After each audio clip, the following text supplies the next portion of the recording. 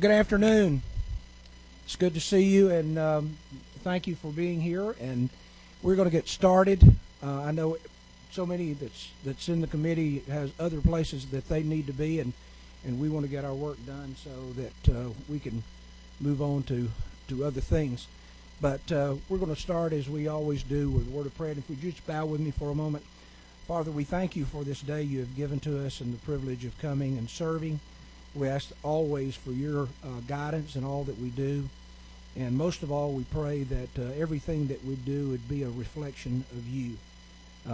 We thank you for our state and all that serve, and we ask that, again, that the things that we do are always saturated with our concern to please you. Now bless this time together, for it is in your name we pray. Amen. We are here for a hearing and a hearing only. And I'm going to ask Representative Martin to come, and he is going to be sharing with us House Bill 263.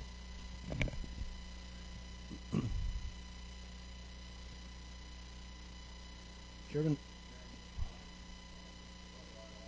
And that somewhere we had a disconnect between my office and yours. There's a substitute to 263 that made a technical correction. But as you said, we're here for a hearing only today. And I guess the most important thing I would like to share with the committee and those in the audience that have an interest, because I've had the privilege of talking to a number of people that have emailed me and called because they see the date of July 1st in the bill, and does this mean if I don't retire by July 1st it affects me? So I just to spread on your committee's records and to all those in the audience that the bill would not, if it were passed the way it is in the substitute, would not affect any current state employee or any current state retiree. We'll repeat that again. Any current state employee, any current retiree. The bill does not seek to take anything away from anyone. Now with that, Mr. Chairman, I'd answer any questions that the committee has on that specific issue, and then tell, if you would provide me just a few minutes at why I brought this up for discussion. I'm going to ask anyone on the committee that have a question to this point. I think, Mr. Chairman, if we may just kind of go to the heart of what has been some of the heartburn that has been shared with me and others. I think if we can go down to some of the more technical side of it, and that is the language that has to do with how this could affect future employees, as well as maybe those coming out of the system, coming back into it, and then... Fair enough, Mr. Chairman, and let me say, just 30 seconds here and break. If you guys, the members recall, over at the Biennial Institute in Athens, we had a presentation by the State Health Benefits Plan whereby they had adopted by resolution, well, I won't get to the date of the resolution, but it was actually in December 2011, where they actually effected a change to the premiums of eligible retirees in the system, so that depending upon your number of years, your percentage that was paid for the state has changed, and that's active and has been spread and is on the record. That made me begin to think of the expense and the liability that we had. And in checking with that, we currently have an unfunded liability to pay for post-OPEB, other post-employment benefits, of several $1 billion in excess at one time. That changes on a daily basis, but $15 billion. So in order to make sure that we can continue to do for those that are in the system, I felt like a conversation needed to be had about, if we're going to continue to add people, add new employees, we need to have a discussion about how we're going to pay for it. Because this year in the budget we have $341 million being budgeted to fill the hole. Approximately $750 million are spent each year on retiree health care. You all know we are self-insured. So what the bill says in its substitute is that if you join as a new employee after July 1st, you would, upon retirement, if you are otherwise eligible, which we're not affecting in law, you could stay in the pool of insured, but you would be responsible for the full cost of your premium. That is absolutely a change to the benefit being offered to state employees, including teachers today. But should that policy move forward, people would join and go in eyes wide open to what their benefits would be. So that's where that came from, Mr. Chairman. The thought of the bill came from us continuing to accrue a liability that may be 20, 30 years out, but not setting aside on an annual basis enough money to pay for that. And what that does to all the current employees is we actually have a situation now, and I can run the numbers for you. Not too many pieces of paper here, but I'll give the committee an example. From between the year FY 2008 and 2013, we have just under 8,000 additional people in the teacher's retirement plan as Medicare retirees, and we have an additional 3,000 early retirees in the system, but we actually have the number of active employees have decreased by 10,000. Now, what does that mean? That means that as a general rule, retirees are like me, they're older than young people coming out of college. Therefore, the current employees' premiums have gone up. If you have looked at your premium over the last couple of years, it's going up to pay for that because we're not setting money aside. So, Mr. Chairman, to get to your point, the reason we looked at, or the reason I proposed this to be looked at, to not include this benefit in the future is so that we could preserve the program that we have for those current employees and those current retirees. Or if we choose to keep that benefit, Mr. Chairman, we need to look at setting aside money right now, as current employees, accrue that benefit in order to pay for it in the future. So that's the reasoning and where the bill came from, the idea for it. May I ask a question? And I'm going to ask anyone who has questions, please do so. One of the questions that had come up over this period of time came out of a part of the section that talks about the eligibility, and I know it does refer to post-retirement, but it also has language, and we did speak with our legislative counsel, who is here, and it was a little unsure whether or not that would include those new teachers that were coming into the system after July 1st would be subject to 100% of their insurance premium. Right, and that is what the substitute did. Okay. The Learned Counsel, I didn't define what I was looking for, and Mr. Bundrick, it actually the bill you have in front of you would say a teacher or any state employee, and that's the one thing I want to be clear. There's two sections in the bill. The first section of the bill deals with public teachers. The second section is all other state employees because there are two retirement systems, and to be eligible for health care, you're in one or the other. But, Mr. Chairman, you're exactly right. The first bill talks about if you join the state employment after July 1st, you would be responsible for 100% of your health care while you were working here. That was not the intent, was never the intent. I'm not a lawyer, didn't stay at the Holiday Inn last night, didn't catch that when I filed the bill. It had to get in, but it is corrected in LC 212132S, and I'll get that to the committee. Number one, that's a violation of whether I agree with it or not, it's a violation of the Affordable Care Act. We obviously would continue to provide the health care for the current employees. You also, Mr. Chairman, remind me when you asked that question that I failed to answer your first one of the first ones, and that is about the separation. Should I be in service here and I need to be gone for a year or 2 years for whatever reason? And what I would like to do is work with the committee, work with the governor's office, work with people at the state health benefits plan to work on that break in service, because my intent is not to take anything away from somebody currently in the system. I certainly don't want to create a situation where 2 months before one's vesting, they let somebody go just to hire them back a month later.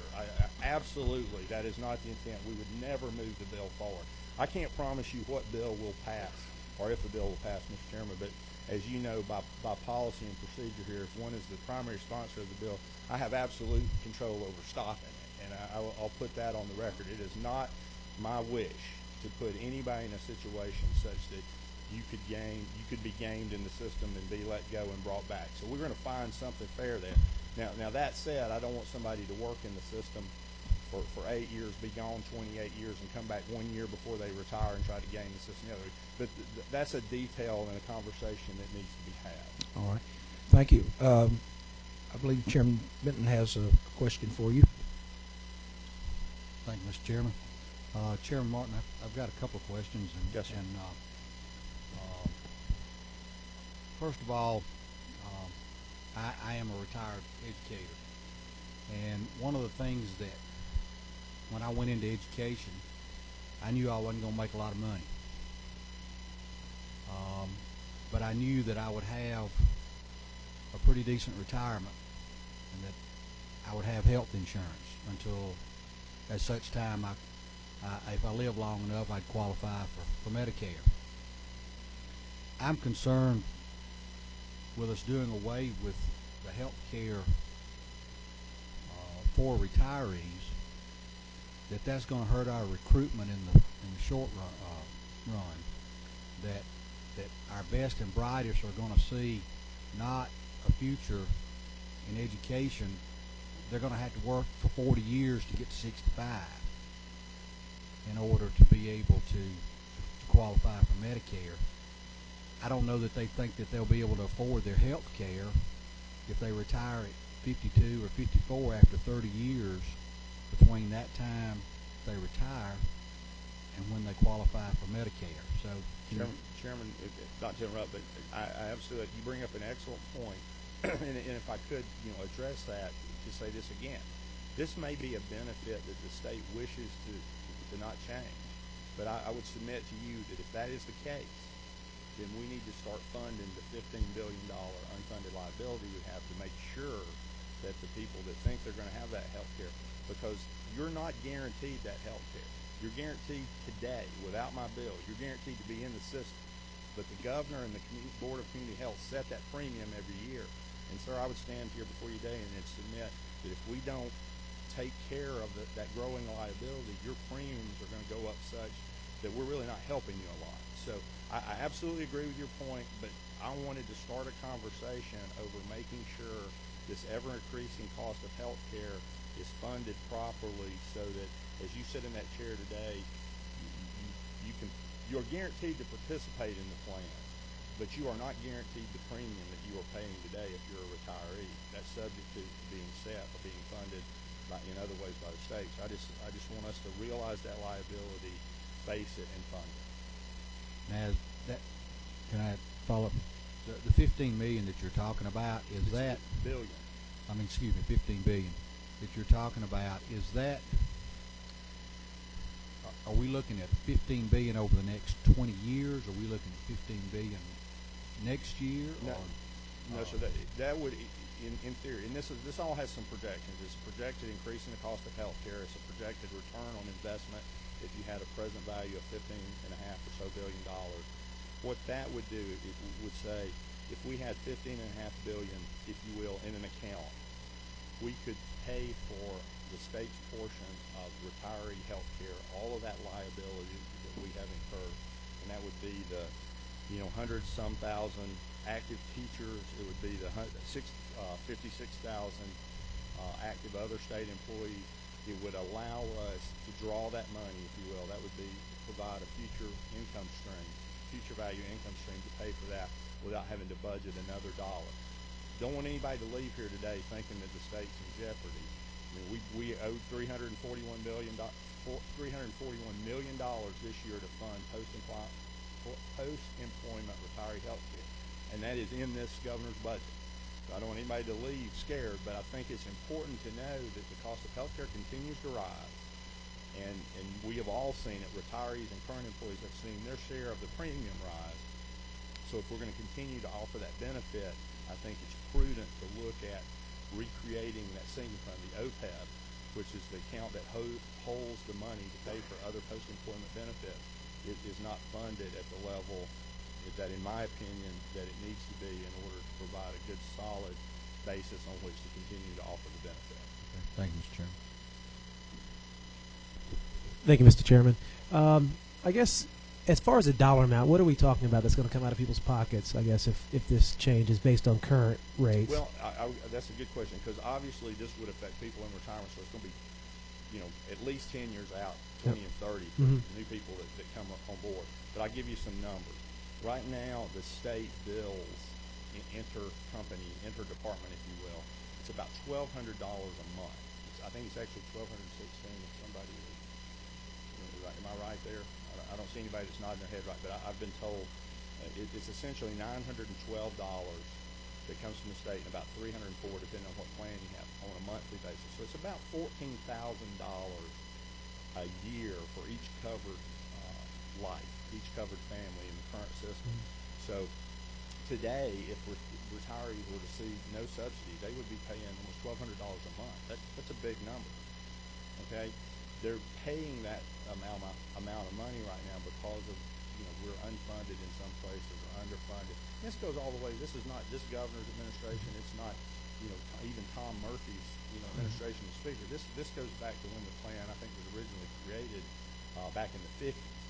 That they're to put it together. So it's a substantial amount of money that if a retiree did not get a state match, if you will, 75% in some cases, it would be a substantial amount of money. And my fear, Representative, is if we don't look at funding this over time as health care increases, the state may continue to put their $900, but that's all all we'd have. So the retiree will go to from 3 to 350 to 4. So my conversation here is we need to realize that this costs money, and that we need to prepare for those assumptions that folks have made in their retirement. 2 follow-ups real quick. So I guess is this just are we trying to encourage funding, or is this bill to say that you're going to pay for it? That's why I'm confused, because we're saying that I thought the bill was saying that future retirees would pay for it fully, but I understand your concern about the funding. So would me personally, I would rather pay an extra $100 than pay an extra $900, if that's the concern. And I understand, but you remember we're standing here today in 2013 and talking about what's going to happen in 2033 or maybe 2043. I would submit, with the cost of health care going up, that if nothing changes, given inflation, insurance premiums may be thousands of dollars into 2043. So what I guess I'm saying to you today is that if we are not funding the benefit that people think they are accruing, and today we are not, then we need to say don't count on that benefit, and then we need to adjust our current compensation to allow them to accrue dollars to pay for that benefit on their own. Does that make sense? It does, and what I'm used to on this committee particularly is that any impacted group, typically we kind of work with those groups to bring something forward that everybody says we've kind of on the same page. And so I guess I am still a little confused as if, say I were to vote for this, and would I be encouraging us to fund it more, or would I basically be saying we don't have the money, so future retirees, you have to pay for it? Well, I would say to this today, even with the substitute, it's not ready for your consideration because we don't have the break in service properly defined. In my opinion, I'd like to work with the group. But if you were to vote for a bill that ceased the benefit in July 1st, 2013, here's what I would submit to you. I would submit if we had a state patrol class, trooper school, that got out in May, they would be eligible, right? And then if we had a trooper school that got out in October, and they would not be eligible for this benefit, I would submit to you that we would have to have a pay differential for those 2 trooper schools. Does that make sense? I mean, my hope, I guess, is that this will just bring attention to the fact that we need to fund a benefit that is accruing. Because my fear standing before you today, with a bit of financial background, is that this is our version of Social Security. This is the Georgia version of Social Security, that we're writing checks today to current employees and current retirees that we're asking the next legislature to make good on. And I think we need to have that conversation about putting some money aside, and actuarially we can figure out what future value of money we need, and therefore we can find the present value payments we need to make over the next 36 months for a 30-year retiree, so that we have those dollars, and those dollars will draw down and pay for that insurance. And I would add to that back to Chairman Benton, is if one works from, I have a son that started teaching at 23. So let's assume he teaches from 23 to 53 and retires after 30 years. If he then goes across the street and teaches at a private school that even offers an insurance program, and he chooses not to take it, even say it was the same cost, and he says no, the state taxpayers still pay for his insurance when a private company could be paying for it. So I think, in these conversations, we need to realize that these benefits cost, and if people retire, early, but 30 years, but early before 65, and they have an opportunity and they get a job in the private sector that has an insurance plan whose premium is at the same or less in the state should at least go back and be a secondary insurer for them. These are large dollars, and we need to get our hands around them so that we can best manage them and provide the coverage for those that don't have another way of being covered. All right. Representative Green. Thank you, Mr. Chairman. Representative Martin, I know that you have always, having served with you on many committees, and I know you're very committed to doing what is right. And your dialogue has started. You said you wanted to create a dialogue. Well, you've created a firestorm throughout the state. And, I represent 9 counties, and they are rural counties. And we don't, in many of those counties, we do not pay Social Security. And we have always had problems with trying to recruit. And as Chairman Benton has talked about many times to me, we didn't have much when it came to salaries. We made $300 a month, and we thought we were rich. But we did have some benefits and that we were able to count on. And through the years, those benefits have sort of just eroded. And our recruitment for teachers is something that's very important in rural areas. And this has sent just shockwaves through my superintendents and my board members and teachers. And it is something that I feel very strong about, having retired as a teacher, that here in the state of Georgia, that those individuals that are making a difference with our future generations, that we should step up to the plate and help those individuals. And this is a kind of a hard bill to swallow for me. And Representative Green, I too have enjoyed getting to know you over the years I've been down here, and I appreciate what you say. And you and I are not on opposite sides of this issue. Let me go back again. If you feel that way, and I believe you, sir, because you just said so, then I submit we need to get busy and fund OPEC. We need to get busy and fund an amount of dollars in there to ensure that in the future the premiums for the fact that they're eligible, retired teachers are eligible for the plan is wonderful. The fact that the eligibility comes with a price today is something you need to realize, that if the premiums continue to go up and there's not money in the sinking fund, that the premium that today is $300 could next year be $500, could 5 years from now be $700. And I just wish us, the reason for that is we continue to add people into a system we are not currently putting money in to pay for. We're paying for it on a year-to-year basis, but we're not preparing for the future. So I submit that we're on the same page here. If we truly are sensitive to taking care of that in the future and taking care of that pool of retirees, and we're talking a lot about teachers, that this is all state employees, that we need to get busy and find dollars to make sure we put away so that we protect that investment. Chairman Cole. Thank you, my fellow legislator and sweet mate up there. I appreciate it. I have to agree with my fellow educators here too, because when I started as a former teacher 50 years ago, salaries weren't good, but the benefits were there and they kept me in it. But I want to take a different approach. Yes, sir. I heard you say that, and I've talked with the state health people a lot about the problem. I was convinced that a lot of people, as me as a former principal, a lot of teachers would come in, secretaries especially, bus drivers, lunchroom workers, custodians, would work 10 years to get that insurance, especially near the latter part of their life because they had no benefits. They didn't need them when they were younger. And I'm convinced that group was really a drain on their health insurance because they were coming at a time they needed it. And so I'm glad to see that state health is doing what you said. 30 years you get it all, 20 years you pay a little bit, you stay 10 years you pay it all, but you can stay in it. I think that's a start. I think before we do anything, we need to see what that's going to do, because I think that's going to make a difference.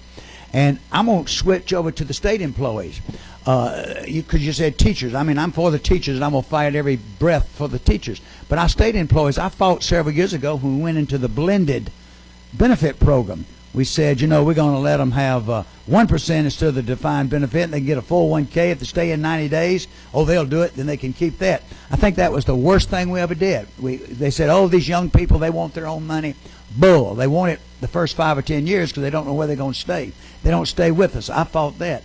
Now we're talking about taking, and that the state employees, we're talking about doing this to them. And I think we're hurting ourselves now hiring other employees, not only teachers, but other employees. We have a blended retirement program, which is horrible. And now we're about to give them a horrible, insurance program and not take care of them. So that's why I think we need to look at other ways. I think we need to see what's going to happen on that other end. I want to work with you. I want to work with you to find solutions in a way. But right now, I just think we're sending I'm like you. They put my name on this committee of all of Gwinnett County, 165,000 kids, and all these teachers are calling me.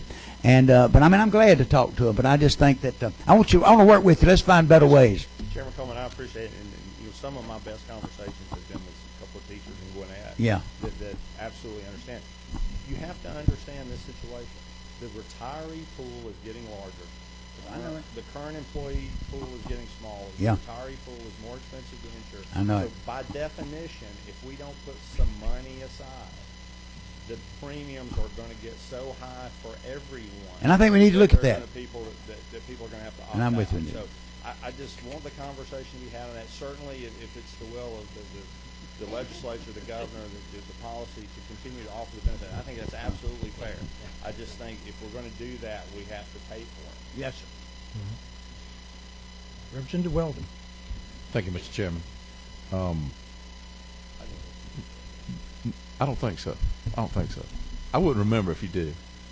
Thank you for being here. I appreciate your effort on this, and I've had some contact with some folks back in Ringgold and Catoosa County also about the bill. But what you said earlier was you mentioned that if we have someone who's covered under insurance right now with the plan, and then they retire and they have coverage under the retirement plan, then they go to work with somebody else. If we put a provision in our plan, I've seen this several times in insurance policies that I've reviewed, where ours will cover if we're primary, but if there's primary coverage available otherwise, then we're secondary. I think that would be an easy change that makes a lot of sense, and is probably less attention getting than some of the other issues in the bill. And I want you to know I support that, and I think that's a good idea, and I think we could do that with in short order. Well, and if I may, Chairman Weldon, Sure. You also realize that we're completely self-insured at the state of Georgia. So when we appear as a secondary insurer, we're not actually paying the hospital for the surgery. We're only paying perhaps the difference in what the first primary insurer paid. So it's not just the premium that comes out of the budget each year.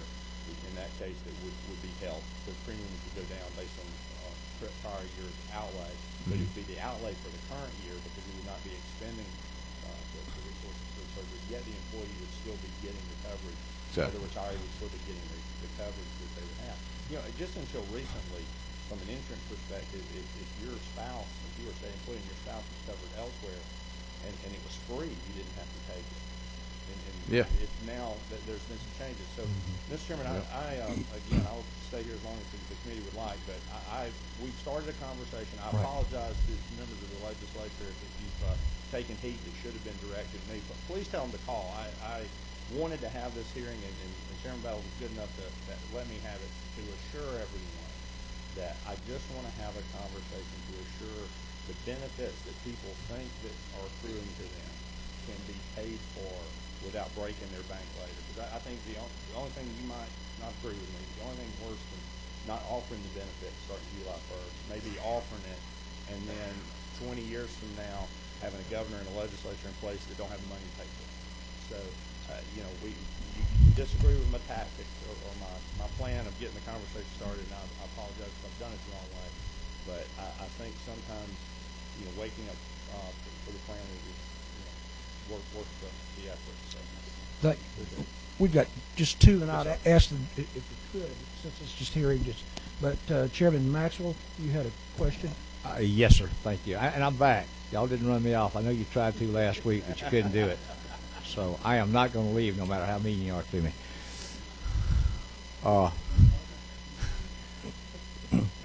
Chairman Martin, thank you, sir. You and I have been together a good while now, and I appreciate you. I do have two questions. You talked about the OPED fund. Have we ever put any money in that, to your knowledge?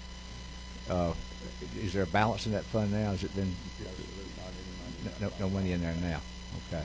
And to be clear, the money that has been drawn from that fund has been to pay for retiree health care. Yeah. The state has not drawn money from that fund and used it in other places. Okay, so it's been a while since we put any money aside there now. And I know there's been discussion, I think the GSBA, General Accepted Accounting Board, or something of the past rules several years back about OPED funds. And I know there's probably going to be some different reporting requirements we have to do in our retirement funds and other things. But basically, they look at this balance as like at $15 billion. If we're an entity that's got to have funds, if we're like a Delta Airlines or Eastern Airlines or somebody that's gone out of business, and we've got to we got to have the funds available to pay all the benefits. I hear where you're going with this. I really can't wrap my head around it. I know we're funding $300 and something million a year. I have to agree with you. Hopefully the state coffers, when they come back up, we can put money in the OPED fund. I don't know how long it's been since we put anything in there, or I didn't know if we ever had, to be quite honest with you. But that was my question for you, sir. Thank you very much. I have one more question. Yes, sir. Yes, sir. Thank you, Representative Martin, for starting this conversation. As you stated, this is very interesting. And as the other legislators have mentioned, I too represent rural Georgia, Taylor, Dooley, and Macon counties, rural counties like that. And I've had several retired educators to reach out to me, asking me, making me aware of their concern of this particular piece of legislation.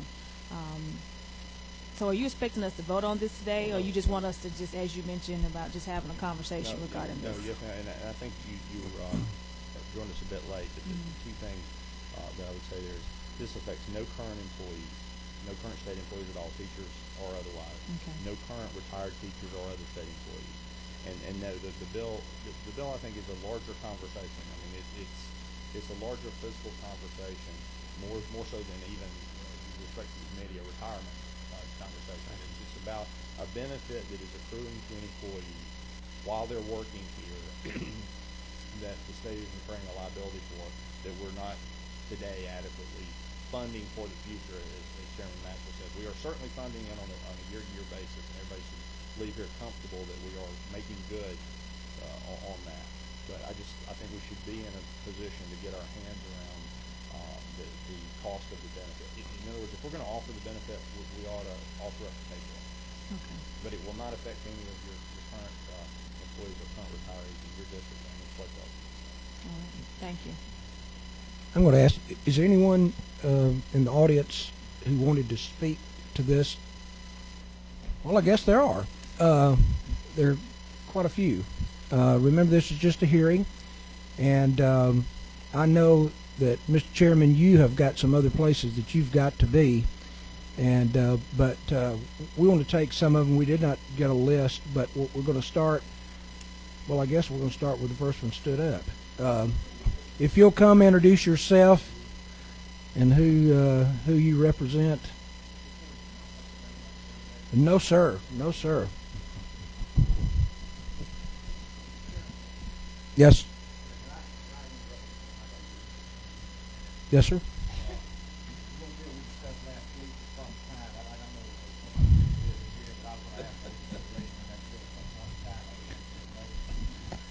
You had to today. I don't know. We can go ahead, Mr. Chairman.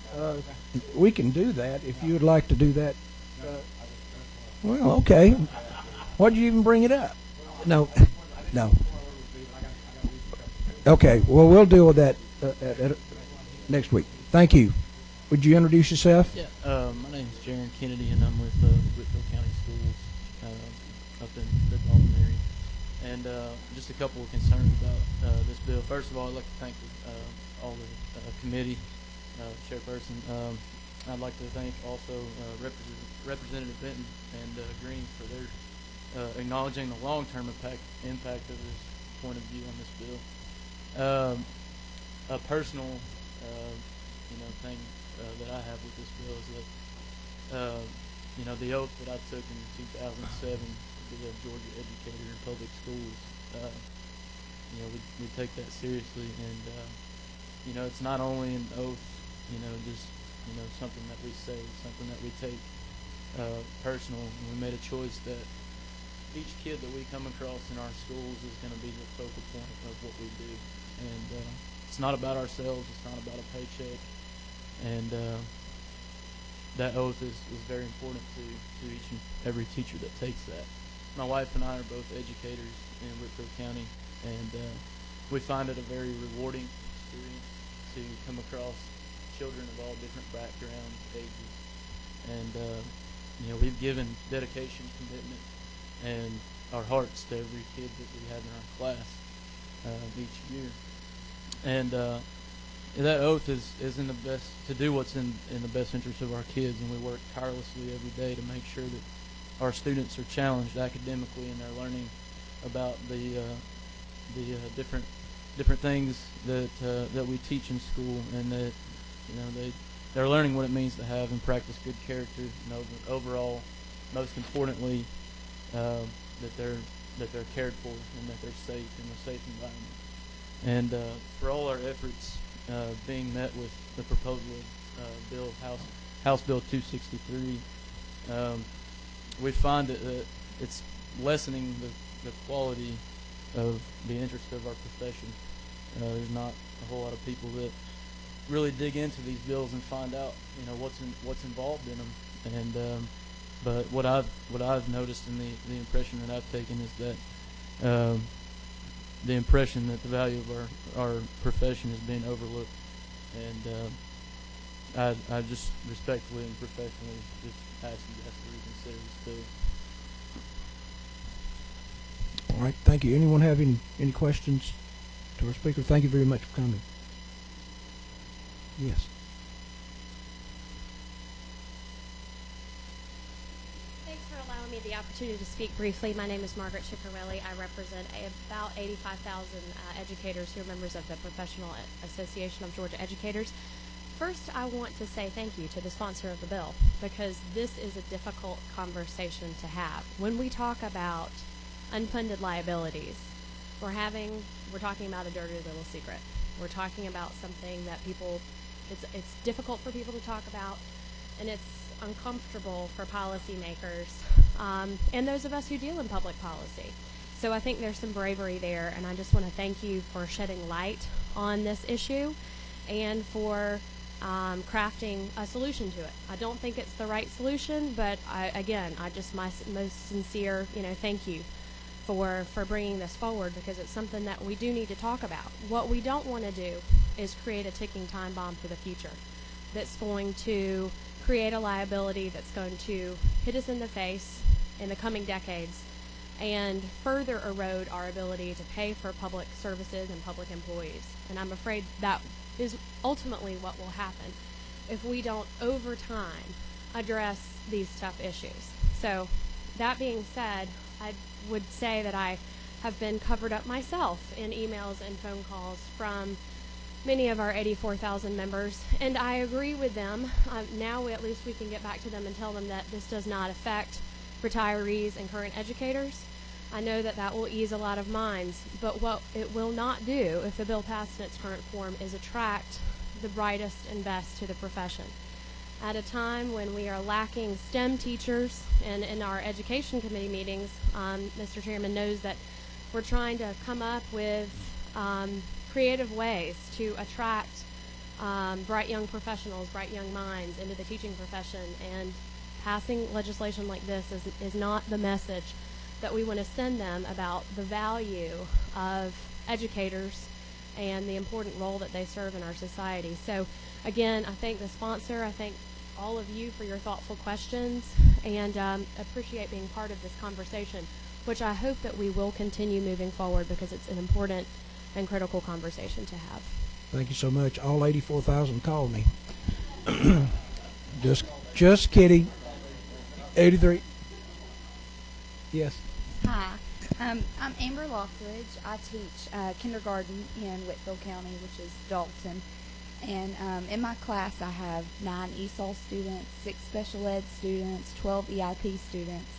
And I've taught 4th grade and 3rd grade.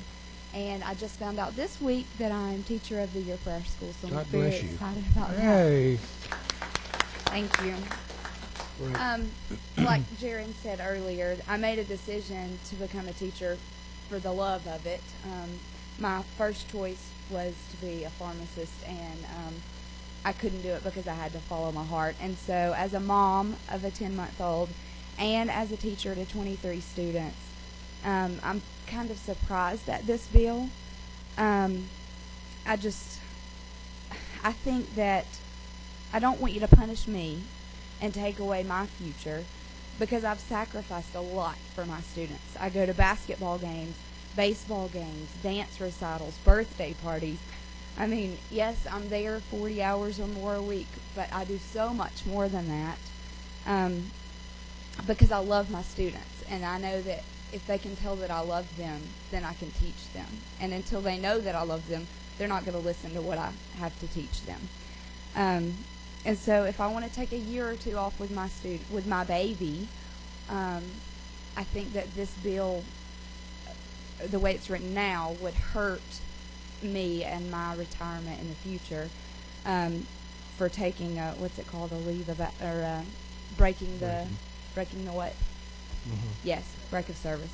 Is that right? Certainly.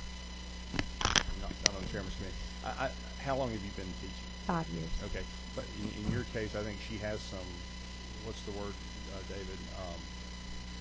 Yes, some benefit accrued to you. But regardless, I'm not just talking about. I think you would be fine, but I'm worried about the situation where a new teacher would come and might teach 3 years and have a baby and want to be a year off. It's not that intention, and I'll just say again, and for the record, if this were to go forward like this, we're going to work on the break in service to make sure that situation is not affected. The break in service would be if somebody works here 3 years, is gone 25 years, and comes back a year before they retire.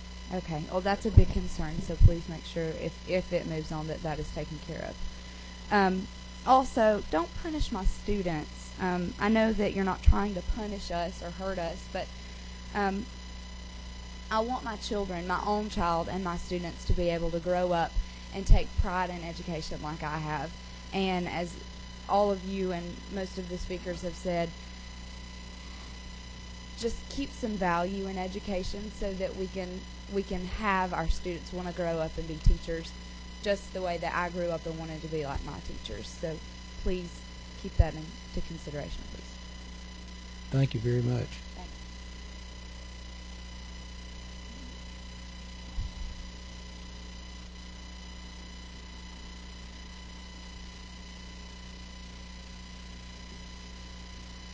Thank you. Mr. Chairman, Mm-hmm. forgive my nervousness. I usually talk to people who are this tall. Well, that's about as tall as we are right now. That's true. Good point. I'm TK Cassidy Fleming. I'm a media specialist in a school that has 93% low-income students. We're very transient, and we're very different from the schools here in Atlanta. I impact every child, which I'm lucky enough to do, and I have also been the first person in my entire family, any generation back, has gone to college. I wanted to fight to get to college because I wanted to be a teacher since I was a child. It took me till the age of 28 and as a single parent to get there, but I did it. When I entered into Education Force, I entered into a contract with the Department of Education that I would, to the very best of my ability, guide our most precious resource towards a future that's not really that stable at the moment. Now I'm finding that as I'm nearing retirement, I kind of feel like this bill is an attempt to violate that contract to affect my quality of life in the next few years. I lived up to my end of the contract, and I forsaking other employment that would have been far more lucrative, but I stayed here, and I want to make sure that the teachers that are coming up in the future don't have to fight this argument. I want our kids to always have a really good quality education. And if you don't offer the benefits, then the pay's got to go up. One of the two. Thank you very much. All right. Thank you. Next.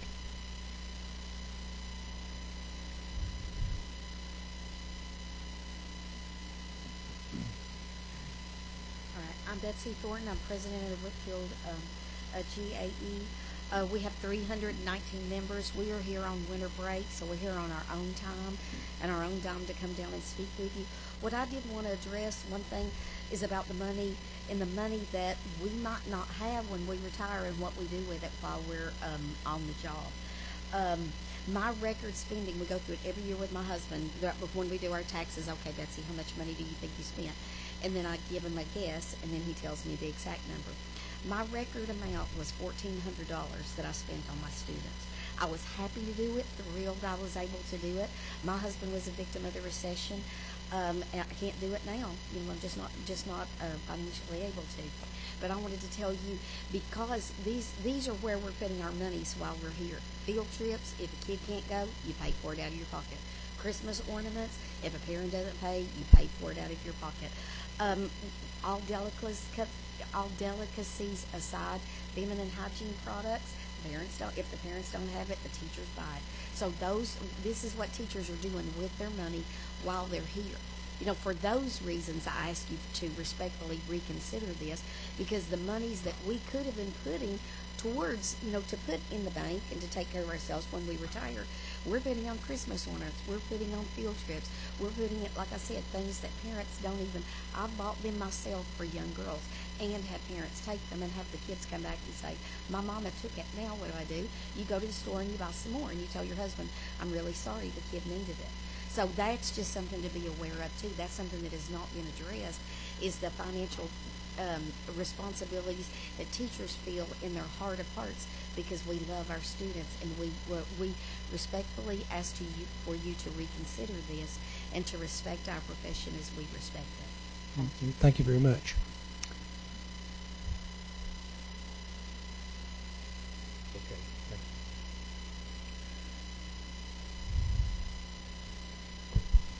Mr. Chairman and members of the committee, I'm Chuck Friedman with the Georgia State Retirees Association, and thank you very much for letting me address you today. Representative Martin, apologize for not being able to get with you prior to this meeting, and we would look forward to working with you on this bill as we move forward. As I understand from what you said during your description, that your intent is the bill will not apply to active employees who begin employment after July 1, but only to them once they retire. That's your intent? Okay.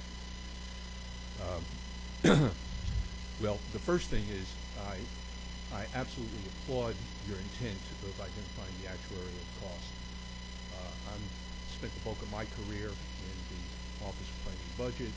One of my former bosses, director of the Office of Planning and Budget, is our association's current president, a past president, current treasurer, was commissioner of the merit system, and she administered the state health benefit plan during her tenure, for those of us who are old enough to remember what the merit system was. We very much would look forward to working with you as we move forward. We certainly have been concerned that the state health benefit plan had about $1 billion in reserves in recent years. I don't remember the exact year, 2008, 2009 maybe, and over a 2-year period, the state failed to fund any of that money, and all the money was drawn down. So Clearly, the state was not meeting its obligations during that period. Of course, it was fiscal crisis, and you got to do what you got to do during fiscal crisis to balance the budget. But now that revenues are improving, it's again time to determine what the obligations are. We are concerned that regardless of what the bill applies to, that it is applying to only one piece of compensation within the entire compensation structure. Like teachers, state employees, or a good number of state employees, not going to say all, but the bulk state employees had a calling as well. They've taken jobs with lower pay than their private sector counterparts to be able to serve the public. Also with the promise of increased back-end benefits. As of 5-6 years ago, when under Governor Perdue's administration there was a review done of state compensation, it was determined that state salaries were roughly 20% below market. Since that time, state employees have not received any cost of living adjustments. The market in the last few years has had increases, so we could expect that the compensation for state employees, not including back-end benefits, is, which, as you have heard, have eroded, and you're quite familiar with that, could be 25 or 30% below market. So we would urge that any study associated with the OPEB consideration would be comprehensive in looking at the state's position as an employer. And why is that? Because y'all are concerned with the state delivering services to the public. The state can't do that if it can't attract competent employees and hold on to them until they learn how to do their job and can practice that proficiently. So, so we would urge, therefore, that perhaps the best approach with this bill would be to create a study commission and look at the overall compensation package, bring in the Department of Administrative Services, which is now in charge of personnel policy, and have them participate in that. And as I said, we would certainly look forward to participating in that as well. There are other individual aspects of the bill that, once we get the intent locked down, we would be glad to work with you on that as well. We think they're going to cause some administrative problems, but that pretty much covers our concern. I thank you for your attention, and I'll be glad to answer any questions. Okay, for the sake of time, there may be someone who needs this room, so we're going to go ahead and this will be our final speaker. Thank you, Counselor. Yes, sir, I understand. Mr. Chairman, members of the committee, I'll be very brief. I'll reiterate everything that Chuck just said related to the impact on state employees and the broadening of the conversation to look at the overall compensation system. My name is Wayne Drum, and I work with the Georgia Professional Human Services Association. Basically 1,100 people across the state who work in human services and try to do things like protect children and vulnerable adults from abuse and neglect. I simply would like to note that our turnover rate, even in this recession, is at 21%. Before the recession, it was over 30%. We've got to keep people out there protecting kids, trying to protect the integrity of our public assistance programs, and we can't do that if we don't have the compensation system that allows us to compete with the private sector. Certainly appreciate all the sentiments that have been expressed in looking at this bill, and encourage you to look very broadly at our compensation system. It's a system with many moving parts, and I appreciate your time and attention. Thank you so very much. And I want to say, before we adjourn, I do appreciate, I know this is certainly created a cloud, and it's gotten a lot of discussion. It's got a lot of people with a lot of concerns, and some of them are, I feel like the intent, maybe not demonstrated through the first blush of this piece of legislation, was well intended, but I do think that this is created good, is because it gives us an opportunity to look at the future and see what we can do One of the things that, and I'm married to a retired school teacher. My wife's been retired 5 years. And one of the things she said is, don't you mess up something down there, boy, or come home. And so, I've got my marching orders. But one of the things that I do know for certain is that we've gone through some very difficult times financially in our state and personally. And we need to have some creative ideas. And I do want to commend Chuck Martin, Chairman Martin, for his taking attention to this and saying we must look at it now before it comes back and it bites us when we can do nothing about it. So, Chairman, I appreciate your efforts on this, and I think this dialogue is going to continue to go and grow. Chairman, and I won't belabor the point. I thank everybody for their time, and again apologize for any confusion. But there was no way to draft a bill that said, I wish we could deposit more money. So I had to draft it. We have to either not provide the benefit or pay for it, and I didn't have a way to draft a bill that requires us to pay for it. So I know that may ring vacant or hollow as it is, but I appreciate folks having that discussion. I too strive to be married to a retired school teacher. There you go. And I say that because my wife is not yet retired, just so everybody understands where that's going. All right. Thank you so very much, and this committee is